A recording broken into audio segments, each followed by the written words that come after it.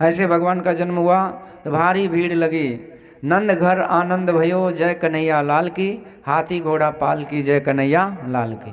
खूब लोग बधाई ले लेकर आए, सारे ब्रजवासी के हाथ में बधाई था और सब बधाई ले लेकर के भगवान के जन्म उत्सव को धूमधाम से मनाए।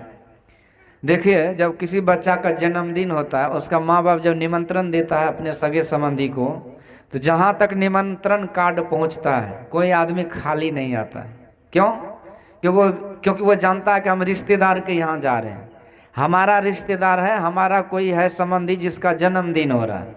पर जब हम कथा में जाते हैं तो मन में होता दो ऐसे जाते हैं, सुन देंगे कौन सी है, नहीं हमको क्या मतलब है। तो जब तक आप अपना नहीं समझिएगा तो थोड़ी फायदा होगा। जब हम ये समझ लें कि हमारे भगवान का जन्मदिन है तो स्वाभाविक है हाथ में कुछ न कुछ आ जाएगा। सुदामा जी जब जाने लगे थे तो उनके मन में ये था कि हमारा मित्र से हम मिलने जा रहे हैं, तो भाई हमारे मित्र से हम मिलने जाएंगे तो खाली कैसे जाएंगे? चाहे घर में कितनी भी अकाली हो लेकिन खाली नहीं जा सकते। तो सुदामा जी के प्रसंग में कल सुनाऊंगा कि 4 मुट्ठी चावल उसकी घरवाली मांग के लाई, उसी को लेकर के गए थे, लेकिन गए थे कुछ लेकर के। इसी तरह से ये शिक्षा है कि कहीं भी कथा में जाइए और जिस दिन भगवान का जन्म हो ऐसे मुंह उठा करके चल नहीं दीजिए, कुछ न कुछ हाथ में लेके जाना चाहिए। फूल प्रसाद भेंट पूजा ये सब लेके जाना चाहिए, इससे श्रद्धा बढ़ती है, भावना जगता है। ऐसे किसी बच्चा के जन्मदिन में ऐसे हाथ उठा के चले जाइएगा तो क्या कहेगा लोग? कहेगा देखो घर में अकाली पड़ा है, ऐसे आ गया। इसलिए जब हम लोग साधारण पारिवारिक जीवन में किसी के यहाँ खाली हाथ नहीं जाते हैं, तो जिस परमात्मा से हम आत्मा का अभिन्न हिस्सा है, जो अभिन्न अंग है, जिसका हम अभिन्न अंश हैं, जो ही असली संबंधी है, बाकी तो सब बनावटी है। तो असली में हमने जब इतना भूल किया तो भला भला कैसे हो सकता है? इसलिए इसका मतलब है कि जब तक हम अपना नहीं मानेंगे तब तक उससे लाभ होने वाला नहीं है। इसलिए भगवान के जन्म में ब्रजवासी जहाँ तक जिसको खबर मिला सब बधाई लेकर आए। जिसके पास जो था दूध दही मक्खन की तो नदी बह गई। नंद बाबा के भवन में आनंद छा गया, आनंद की बरसी झुमार हो गया। उसी बीच में अब इतने दूध दही हुए, सुखदेव भगवान कहते परीक्षित, जब भगवान ही क्षीर समुद्र में वास करते हैं, क्षीर मतलब होता है दूध, दूध की नदी में जो भगवान शयन करते हैं, वही भगवान आ जाए तो उसके लिए व्यवस्था क्या होगी? सारे दूध दही की व्यवस्था हुई। और इस तरह से बड़े धूमधाम के साथ बधाई गीत गाने लगे। ऐसे अद्भुत बधाई गीत ब्रजवासी को नाचते नाचते समय का भी पता नहीं चला। ब्रजवासी नाच रहे हैं, आनंद मना रहे हैं। ब्रजवासियों का नाचना और आनंद ये कौन है? असली आनंद है। क्योंकि ब्रजवासी किसके लिए नाच रहे हैं? भगवान के लिए नाच रहे हैं, भगवान के खुशी में नाच रहे हैं। हम लोग जो नाचते हैं तो लुच्चा लफंगा के चक्कर में नाचते हैं, दारू शराब पी करके नाचते हैं, गंदा संदा गाना पर नाचते हैं। तो ये नाच जो है ना आपको 84 में नचाएगा, 84 के चक्कर में डालेगा और 84 में घुमाएगा। और जो भगवान के खुशी में नाचता है, भाव भक्ति में झूमता है, तो कहते हो 84 से छूट जाता है। ऐसे भक्त जो भगवान के प्रेम में नाचते हैं तो भगवान भी उसी के लिए नाचते हैं। भागवत में भगवान का ही नाच दिखाया गया, इसीलिए भागवत को रासलीला कहते हैं। भागवत कथा का मतलब भगवान की लीला और भगवान का नाच गाना। तो भगवान को सब तो नहीं नचा सकते हैं, पर भगवान को भगवान के भक्त ही नचाते हैं। भगवान के भक्त भगवान को भक्ति के बस में नचाते हैं। और ये दुनिया जो नाचती है, ये दुनिया माया के चक्कर में नाचती है। दुनिया बैठी हुई नहीं है, कोई भी आदमी बैठा हुआ है? आप जाइए कहीं किसी के घर पर दिन के 12 बजे, किसी घर पर कोई आदमी नहीं मिलेगा, खुटा खंभा ही मिलेगा। तो आदमी कहाँ रहता? तो नाचते रहता है, सब अपने अपने धुन में नाचते रहता है। सबको कोई काहू मगन, कोई काहू मगन, कोई बकरी चराने में तो कोई भैंस चराने में, तो कोई हल चलाने में, तो कोई बिजनेस करने में, तो कोई पढ़ने में, तो कोई पढ़ाने में, कोई ताश खेलने में, कोई जुआ खेलने में, कोई चौक घूमने में, कोई नेतागिरी करने में। इस तरह से सबका अपना अपना धुन है, उसी धुन पर नाचते रहते, एकदम लय मात्रा के साथ नाचते रहते हैं। संत महापुरुष कहते नाचना तो कब तक नाचोगे, इसमें तो नाच ही रहे हो, इस बार तुम भगवान के लिए नाच लो, ये नाचना छूट जाएगा। लख 84 भरम के पाँव पर अटके आए, अब की पासा ना परे तो फिर 84 जाए। कहते 84 में भैया तो नाचते नाचते इस बार मौका लगा है ये नाच से छूटने का, यदि इस बार मौका को खपा दिया तो फिर से उसी 84 में नाचना पड़ेगा। तो इसलिए आज ब्रजवासी हकीकत में ये नाच जो है 84 का, इससे छूटने के लिए भगवान की खुशी में गा रहे हैं, नाच रहे हैं। यहाँ रख दे, यहाँ रखो। श्री सद्गुरु महाराज की जय। इस तरह से आनंद मना रहे हैं। इसलिए जहाँ कहीं भी भक्ति भजन सत्संग हो उसमें चढ़ बढ़ के हिस्सा लेना चाहिए। मुंह चौरा करके उधर कोना क्वंटी फरकी में नहीं बैठना चाहिए। एक एक आदमी होता खैनी तैनी का आदत होता तो कोना में बैठेगा, इधर उधर बाबा का नज़र गया तो एक बार गलफरा में डाल लेंगे। थूक भी फेंकने में पच पच बढ़िया लगता है, और यदि बीच में मौका लगा तो उठ के चलियो देंगे, कोई देखो नहीं करेगा। इसलिए कितना आदमी बैठता है पीछे में, जानते हैं क्यों? रेसते रहता कि बढ़िया चप्पल किसका है, बढ़िया चप्पल का जोड़ी। जहाँ इधर उधर नज़र उछल हुआ कि बस पैर में फंसा के घसीटते हुए बढ़ जाते हैं, आगे चले जाते हैं। तो ये सब काम के लिए नहीं, सत्संग में बढ़ चढ़ के हर्ष उल्लास उमंग के साथ इसलिए भाग लेना चाहिए कि यही हमारे जीवन का हिस्सा है, इसी से कल्याण होगा, दूसरा कोई कल्याण का मार्ग नहीं है, संतों ने नहीं बतलाए हैं। इसलिए दुख से संकट से विपत्ति से छूटने के लिए भगवान की भक्ति सत्संग में सदैव भाग लेना चाहिए। आज ब्रजवासी का भाग्य है, सौभाग्य है, अहोभाग्य है कि आज ब्रजवासी बड़े भाव भक्ति के साथ नाच रहे हैं, गा रहे हैं भगवान के जन्मोत्सव में। नंद बाबा को जैसे मौका लगा तो उन्होंने 9 लाख गाय को दान कर दिए, कथा में भगवान के नाम पर दान कर दिए। दान तो खूब लोग करते हैं, नहीं है कि सब कंजूस है, दान करते लेकिन बेतुका दान करते जिसका कोई अर्थ ही नहीं, जिसे कोई फायदा ही नहीं होता। एक एक जगह जब बेटी का विवाह होगा तो एक एक जो कार्ड बनाता है 150 रुपये का कार्ड बनाता है। अब को 150 रुपये का कार्ड को क्या वो चबा चबा के लोग सब्जी मिला के खाएगा क्या उसको? तो पैसे की बर्बादी है कि नहीं है? पगड़ी ऊंचा करने के लिए क्या पानी में पैसा बहाना जरूरी है? उस खर्चे से कोई बड़ा कभी नहीं कहेगा। कबीर साहब कहते बड़ा हुआ तो क्या हुआ, जैसे पेड़ खजूर, अब पंछी को छाया नहीं फल लग जाती दूर। बड़ा हो गया तो खजूर की तरह बड़ा हो जाएंगे, जिससे किसी को फायदे नहीं होगा, तो बड़ा होने से कौन सी हुआ? कहने का मतलब है कि जो 100 रुपये कार्ड में खर्चा करते हो और वहीं 50-50 रुपये गरीब के बस्ती में कुछ दान कर दिया कि भाई हमारे बेटी का ब्याह इसमें तुम लोग को दान कर दिया, तो जितने आदमी को दान दीजिएगा उस सब का दुआ आपके बेटी और दामाद पर लगेगा और जीवन भर बेटी दामाद खुशहाल रहेगा। बुद्धि तो है ना, खर्चा करते बड़का पगड़ी ऊंचा करने के लिए। तो ये तो रहा कार्ड की बात। पहले लोग सुपारी देते थे तो कम से कम सुपारी फोड़ के खा भी लेता था, ना आजकल ऐसा चीज़ देते हैं। पर कहीं कहीं देखता हूँ बढ़िया चीज़ भी होता है, जैसे कि वो फोटो भगवान का दे देते हैं, उसी पर नाम लिख देते हैं निमंत्रण का, तो लोग घर में लगा लेते हैं, तो समझ में आती है। पर ये 100 रुपये कागज़ में ख़त्म करने के लिए क्या ज़रूरत है? आप 100 रुपये का कागज़ देते हैं, एक एक कॉपी खरीद के 100 रुपये का कलम और किसी गरीब बच्चे के बीच में बांट दीजिए, तो ये बेतुका खर्चा है। इसके बाद पंडाल तो कम, पंडाल से भी काम चलता है, क्योंकि गिदड़वा सब जब आएगा तो पंडाल का शोभा थोड़ी बढ़ाता, खाता है और घिनाता है। घिना करके 10-20 मिनट में उल्टी पुल्टी करके भाग जाएगा वो, तो वो शुद्ध नहीं रखता है। इसीलिए उसके लिए सजाने का क्या जरूरत है? तिरपाल पंडाल ढंग से लगा दो, जो भी चलेबुल काम है। और जितना खर्चा है उस खर्चे को, पैसा को जितना खर्च कर रहे हैं उसे दुगना खर्च कीजिए। देखिए मैं इसी जगह की बात नहीं बोल रहा हूँ जी, पूरे भारत में जहाँ भी है यहीं होता है। इसी तरह का नौटंगी सब जगह होता है। मार झापड़ पापड़ के बिना कोई विवाह शादी नहीं होता, गाली गलौज ऊट पटांग उल्टी सुल्टी के बिना कोई शादी नहीं होता है। सब जगह का हाल है। इसीलिए यहाँ हो गया तो किसी को चिंता नहीं करना चाहिए, क्योंकि उसके घर में भी उसके घर सबकी बारी आएगी, और सबके जगह ऐसे ही होता है, प्रायः ऐसे होता है। इसलिए ऊट पटांग दिमाग लगाते हैं। तो जो पंडाल 10-20 हज़ार में होना चाहिए उसके लिए 10-20 लाख लगाते हैं।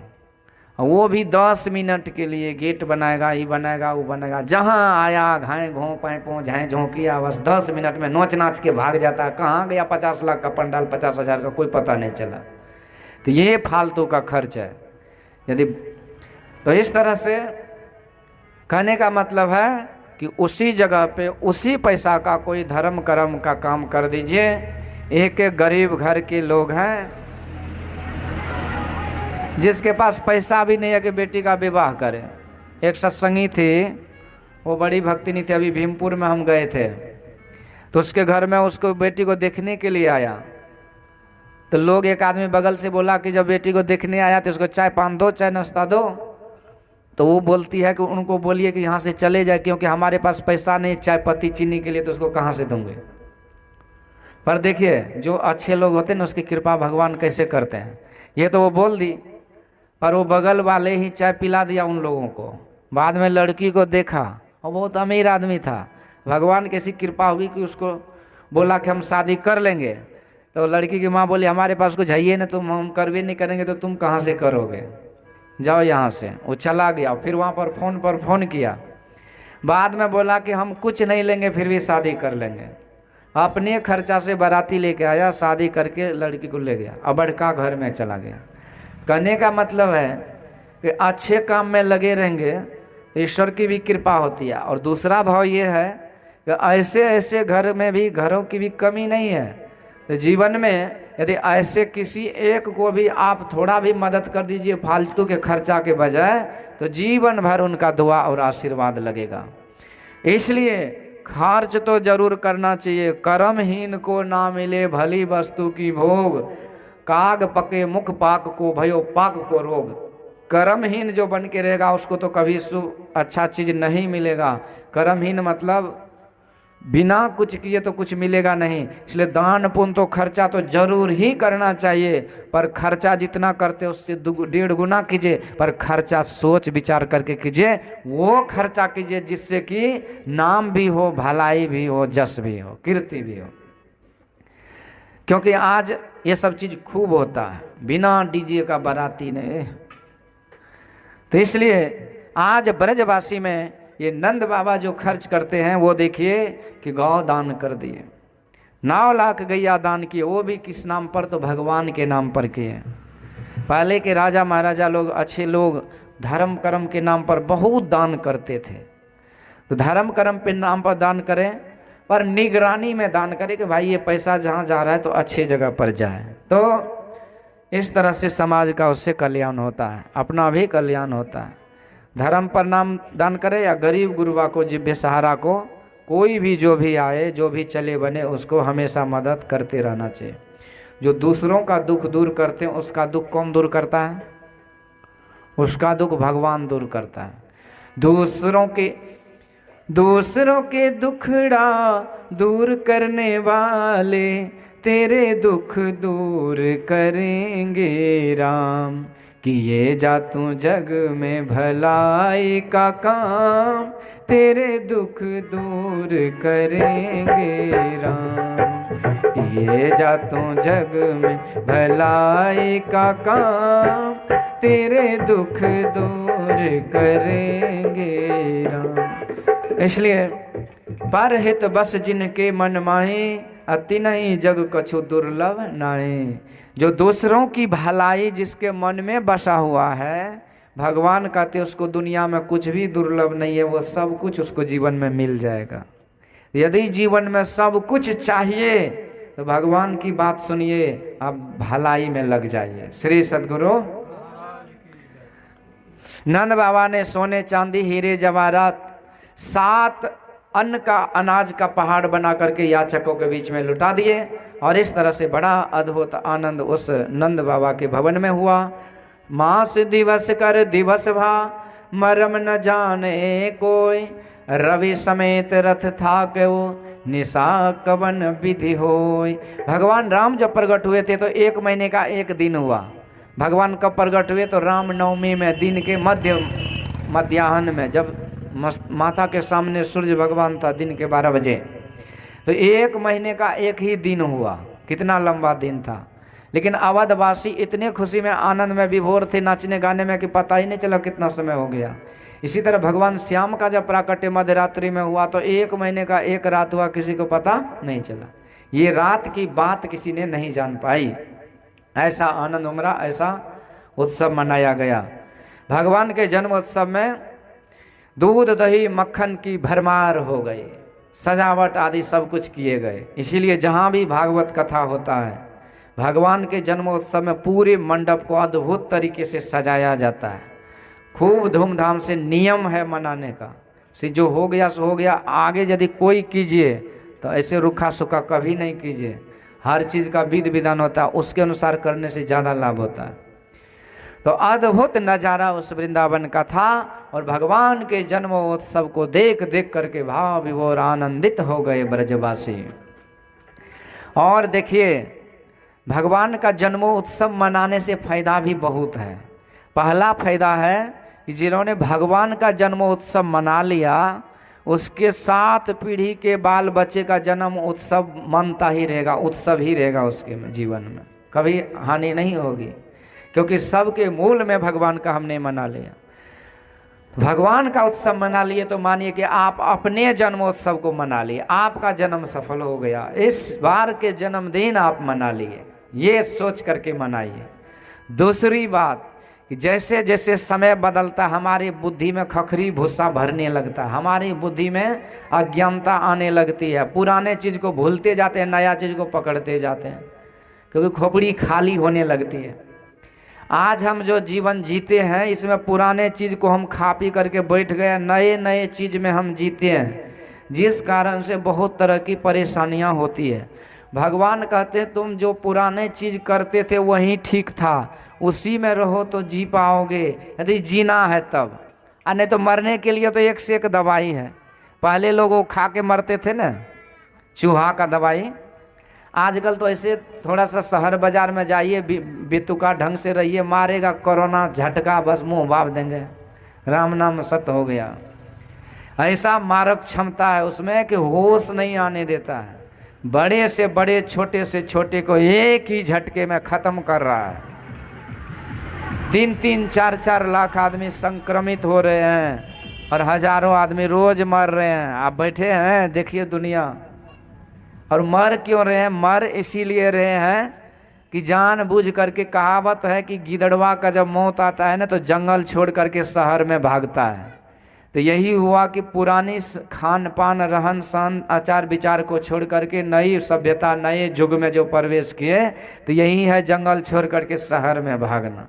हर कुछ के लिए पैकेट है, दूध पैकेट में, तेल पैकेट में, चीनी पैकेट में, चावल पैकेट में, बिना पैकेट का कुछ है ही नहीं है। इसीलिए हम भी अब पैकेट बन गए हैं। भगवान कहते हैं कि जन्म से लेकर के मरण तक की शिक्षा ये भागवत में सीखो। भागवत कथा मरने की कला सिखाते हैं, जीने की कला दोनों सिखाते हैं।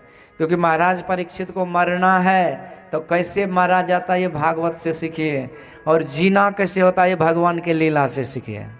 भगवान जन्म लिए तो नंद उत्सव मनाया गया। तो बधाई, ये जन्मदिन कैसे मनाया जाता है ये भगवान के जन्मदिन से सीखिए। भगवान के जन्मदिन में माखन तैयार करके भगवान को भोग लगाया गया।